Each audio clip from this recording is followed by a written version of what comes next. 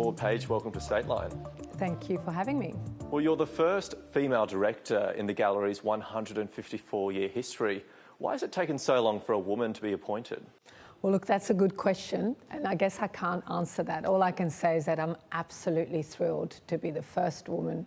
The art world has been a boys' club, but so has every club. Politics has been a boys' club too, so we're not out of step with what has been happening everywhere around the world. It's just how it is, but I am really pleased that there has been a shift. You previously served as Deputy Director. How rare is it for someone internal to be selected? Well, I'm glad that you asked, because there is a ceiling to the Deputy Director, and usually Deputy Directors do not get director jobs. A global search was undertaken for the role at considerable expense. Is it really necessary to look offshore for people to lead Australian cultural institutions? Well, look, I think that that's the question to ask the public. Is it really necessary to always look offshore?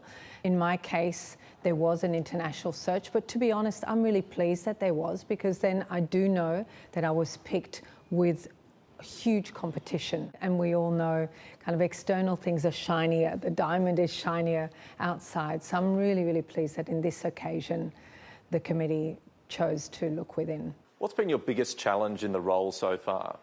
My biggest challenge in this role is really, I want the urgency, almost of a politician. You know, I've got 3 years to really make a difference, and I know that the first few years, even the first couple of weeks and months, are really, really crucial in setting the flavour and setting the ambition. So can we expect to see more Indigenous art under your tenure? I think you can expect more focus on First Nations art and how those conversations occur globally. And really it's a point of difference in Australia. Like, when the world looks at us, unfortunately they don't look at all our array of amazing artists, but they do look at the Indigenous, because that's never been seen before, and it's constantly renewing itself. Now, the Australian Financial Review reported that in the fortnight after you were appointed, 2 senior executives resigned. The report suggested a rift had developed. Is that true? As you say, the newspaper reported a couple of people leaving, and I would hope that that happens too. We're a huge institution and we need change. So when people choose to leave or different circumstances occur, I think that's a natural thing for an institution of this size. So are the reports then of tensions at the top false? Look, there's always discussions at the top. A creative environment is one where there's strong discussions. Turning now to a broader issue in the art world. Australia's selection for next year's Venice Biennale, Khaled Sabsabi, was dropped by Creative Australia after concerns raised in the media and federal parliament that some of his past work had glorified terrorism.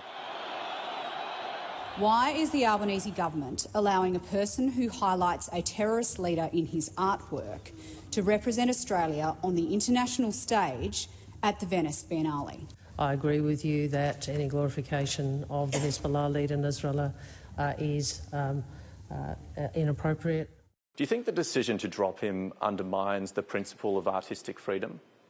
Look, I think obviously they need to look at their processes, and I understand that there's a review going on in terms of how Creative Australia made their decision. I can't tell because I don't have all of the information, but what I can say is that Khaled Sabsabi is an extraordinary artist and a very thoughtful one, and a very senior artist and very respected. On principle though, should there be any kind of political or otherwise interference in art? Everyone has an opinion about art, so there's interference with art all the time.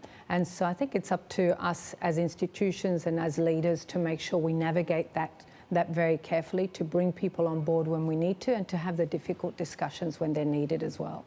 Now, I know you're only a few months into the role, so it's probably too soon to be thinking about your legacy, but can you give us any sense of the stamp you'd like to put on this place? I want to make sure that on every single floor there's something for families to do, and that it's intergenerational and really exciting. When you walk in through these doors, I want you to feel that it's palpable, that you've got something for you, and that you feel absolutely welcome. Maud Page, thank you for your time. My pleasure, thank you.